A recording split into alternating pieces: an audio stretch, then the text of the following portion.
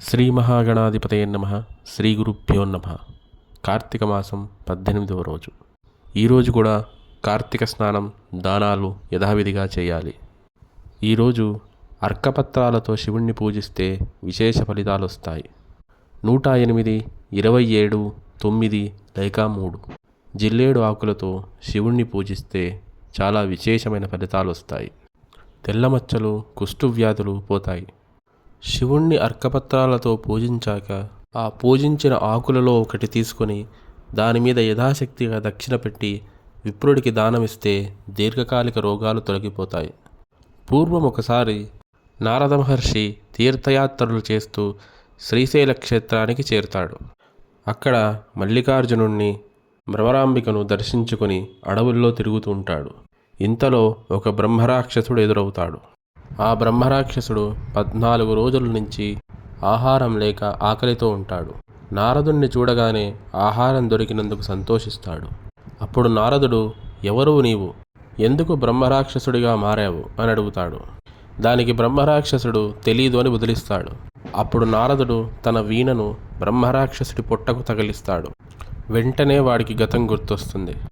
అప్పుడు వినయంగా నారదుడికి నమస్కరించి ఇలా చెప్తాడు, నేను పూర్వం ఒక పండితుణ్ణి, వేదాలు చదివాను, వేదాంగాలు చదివాను.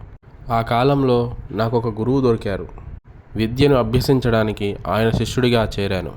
ఆయన నన్ను చేరదీసి ఇంట్లో మనిషిలా చూశాడు. ఆయన గొప్ప అమ్మవారి ఉపాసకుడు. ఆయన నాకు వేదాంగాలన్నీ నేర్పాడు. నేను కూడా మొదట్లో ఆయనను గౌరవించాను. క్రమంగా నా పక్కన కొంతమంది చేరారు. చేరి అందరూ మీ గురువు వల్ల నీకు ప్రతిభ వచ్చింది అంటున్నారు. కానీ నీ ప్రతిభ నీ సొంత కష్టం. కాబట్టి ముందు గురువును విడిచిపెట్టు. గురువు దగ్గర ఉన్నంత వరకు గురువే గొప్పవాడు. వాడి వల్లే నీకు ఈ కీర్తి అని అందరూ అంటారు. నువ్వు చాలా గొప్పవాడివి. నువ్వే ఒక గురుకులం పెట్టు. నువ్వే ఒక గురువుగా మారు అని నన్ను బాగా రెచ్చగొట్టారు. నేను అజ్ఞానంలో పడిపోయి మా గురువుని తిట్టి నోటికొచ్చినట్టు మాట్లాడి అక్కడి నుంచి వెళ్ళిపోయాను.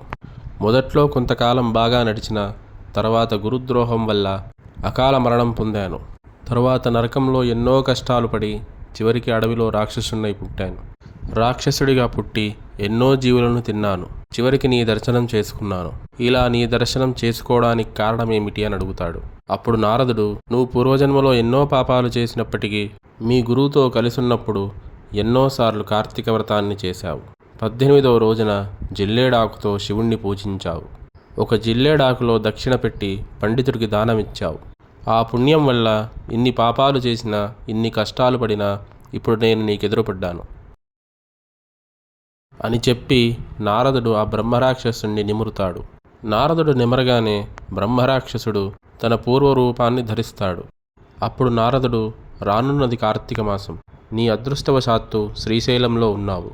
ప్రతిదినము పాతాళగంగలో స్నానం చెయ్యి. యథాశక్తిగా స్వామివారిని, అమ్మవారిని అర్చన చెయ్యి. భక్తులందరికీ కార్తీక పురాణం చెప్పు. 18వ రోజు జిల్లేడాకులతో శివుణ్ణి అర్చించు. ఒక ఆకు మీద దక్షిణ పెట్టి పండితుడికి దానమివ్వు. ఉన్నంతకాలం శ్రీశైలంలోనే గడుపు. అందరికీ శివమహిమను పురాణ రూపంలో అందించు. నువ్వు తరిస్తావు అని చెప్తాడు. అప్పుడు ఆ బ్రాహ్మడు సరే అని అలాగే చేస్తాడు. చివరికి తరించి కైలాసానికి వెళ్తాడు. ఈరోజు సూర్యాస్తమయం అయ్యాక జిల్లేడాకు మీద కార్తీక దీపం వెలిగిస్తే సకల ఆదివ్యాధులు తొలగిపోతాయి అని 18వ రోజు మహిమను వశిష్ఠుడు జనక మహారాజుకు చెప్తాడు. స్వస్తి.